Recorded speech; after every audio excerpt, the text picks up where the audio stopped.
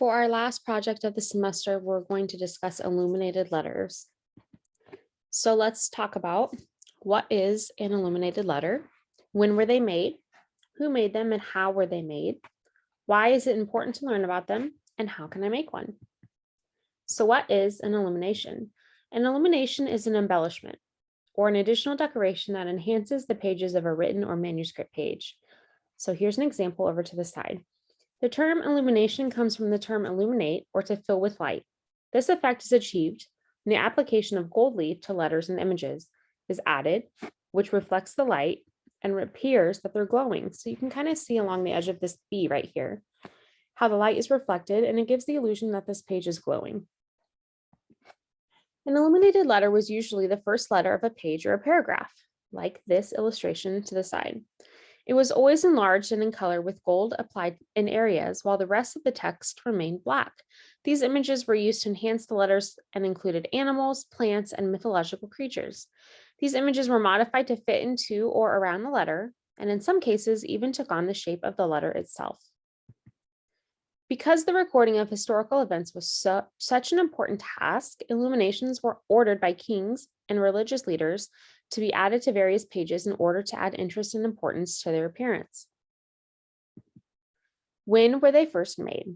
Well, we think that the Egyptians were the first culture to document events by the use of illuminated manuscripts, one of the most famous being the Book of the Dead, which dates back to 1310 BC. Who created them? Well, parchmenter was the person who prepared the drawing and the writing surface. He created the surface on which the manuscript was going to be created. The scribe is the person who copied the information onto each page and wrote the words, and the illuminator is the person who actually created the letters and the decorations on each page. So we're going to kind of take a look at each of those steps and how that looks in this video.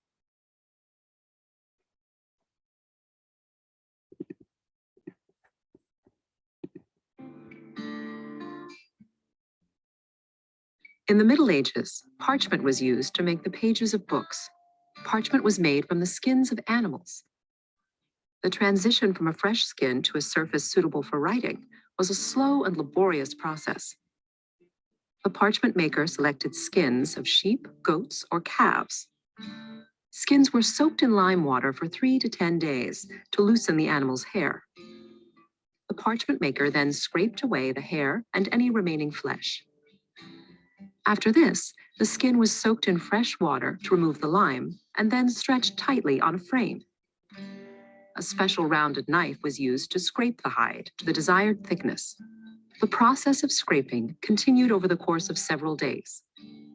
During this time, the parchment maker continually tightened the tension on the stretching frame while the skin dried. The result was parchment, a smooth and durable material that could last over 1,000 years. Before parchment could be written on, it had to be specially prepared. First, the parchment was rubbed with pumice powder to roughen the surface, and then dusted with a sticky powder. These steps made the surface receptive to inks and colors.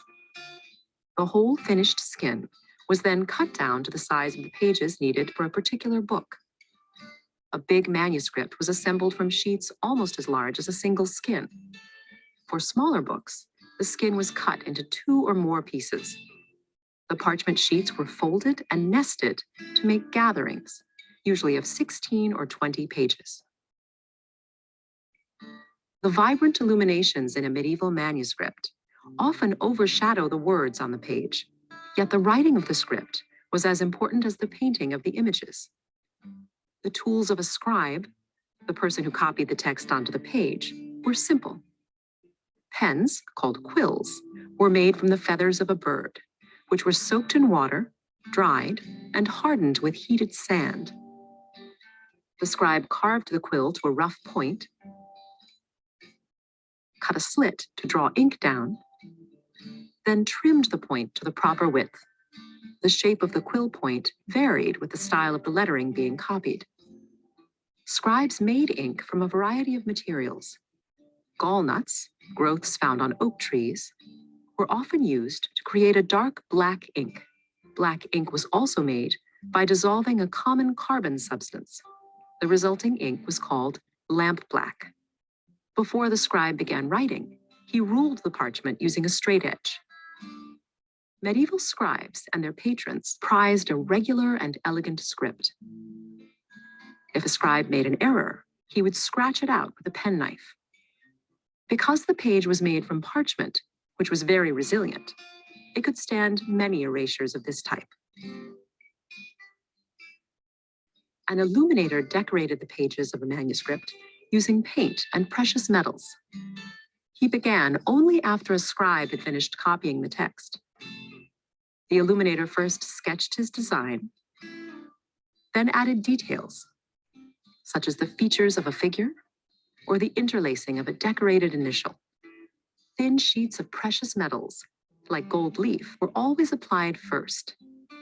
The illuminator put down a base coat consisting of either a plaster-like substance called gesso or a gum, as shown here.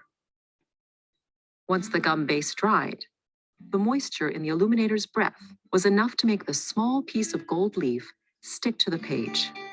Then the illuminator brushed away the excess and polished the gold leaf. After applying the gold leaf, the illuminator painted his design. Each color was made from a vegetable dye or a mineral substance ground up and dissolved in liquid.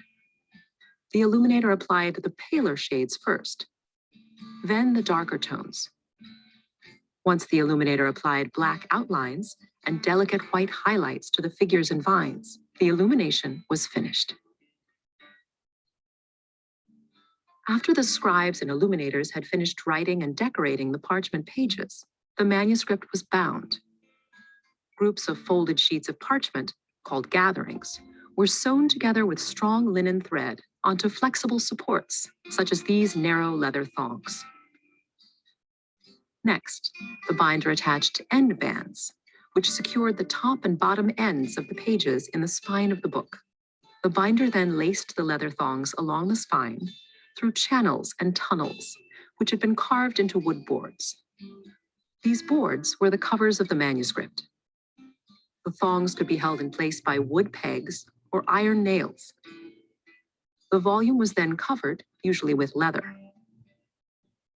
Without pressure from the covers to keep the leaves flat, parchment expanded and contracted with changes in temperature and humidity. Pressure was applied by the addition of clasps or straps, which held the book closed. The binding of a manuscript could be decorated with any one of a variety of materials. A manuscript might be covered with leather, stamped or tooled with gold, or covered with silks or velvets. The most elaborate bindings received sculpted decoration made from precious metals. The materials of the binding depended on the wealth of the patron, the type of manuscript, and its intended use. All right, let's go ahead and go back to my PowerPoint here.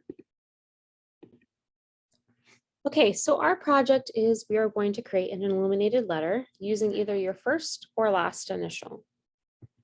So here are some examples of some student illuminated letters. And we're going to kind of discuss what I'm wanting from you and some ideas that you can kind of come up with when you do your project, okay? So today, what you're going to do on your paper is you are going to create a frame. So you're going to take your ruler and you're going to trace the width of your ruler all the way around your paper. And then with pencil, you're going to create some kind of decorative frame. All right, I know that this one's colored, but you're just going to use pencil today. I have placed some files in the Google Classroom under the material that says decorated frames, and they will give you some ideas. Now, you can just do something like this, where you just do some designs. You could do something that goes along with your theme, totally up to you, all right? So let's talk about what else you could try to get done on day one, all right? If this is what you work on the whole time, then this is what you work on the whole time, but let's try to get more done than that. I would also like you to get your letter done today, okay? So in the center of your paper, so you're gonna have your frame, and then in the center of your paper, you're gonna draw your letter. So reminder, you're gonna choose either your first or last initial. So here's a couple of examples of initials. You're just gonna draw it with pencil, and I have created a document in the Google Classroom called the alphabet sheet that you can use. You can also go to this website called defont.com where you can type in letters and look at different fonts. Or I encourage you to go on Google or Pinterest and type in illuminated letter and then the letter you're using. So like for myself, my name starts with an M. So I would type in illuminated letter M, and then you could get some great ideas there. Okay. So the first thing I try to like you to do today is to draw your frame with pencil. Then in the center, draw your letter with pencil. Okay. Now, the third thing that you should try to do today is start on your theme. So you have to decide what type of theme you want your letter to have, and you do have to choose one of these, okay? You can either have a medieval theme, an about me theme, a letter theme, or a decorative theme. So let's look at what each of those might look like, okay?